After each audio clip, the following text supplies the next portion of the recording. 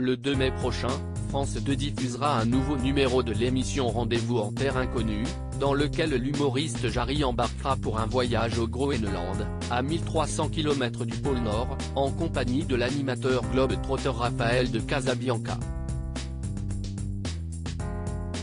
Une aventure qui s'est révélée riche en émotions et en bouleversements pour le comédien de 45 ans, qui est notamment allé à la rencontre du peuple infui. Une étape que le père de famille anticipait et qui a été pour lui une source de stress dès son arrivée à l'aéroport. Jarry redoutait en effet particulièrement la réaction des infuis concernant son homosexualité, puisqu'il souhaitait être complètement honnête et transparent avec eux à ce sujet, comme il l'a expliqué sur les ondes de Europe 1 ce lundi 1er mai.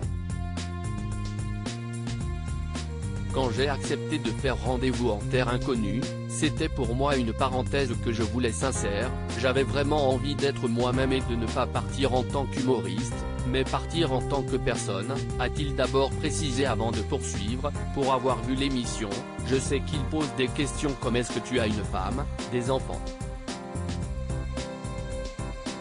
J'avais envie de dire la vérité. Je me suis dit que j'allais les rencontrer, mais qu'ils allaient aussi me rencontrer. J'ai eu très peur. Je me suis demandé quel était le point de vue des infuis. Un moment bouleversant, s'il lui a fallu un peu de cran pour se livrer face aux infuis et leur expliquer qu'il était en couple avec un homme et qu'ils élevaient 2 enfants ensemble, Jarry n'a pas regretté d'avoir joué la carte de l'honnêteté.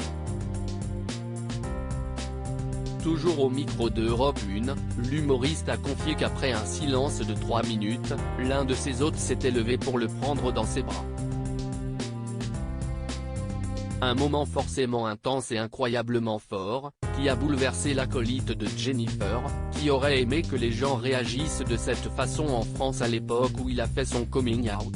J'aurais aimé qu'ils se lèvent et me prennent dans leurs bras. Mais certains se sont levés pour partir, a-t-il regretté avec amertume. Article écrit en collaboration avec 6 médias Crédit Photo, Coadic Guirec.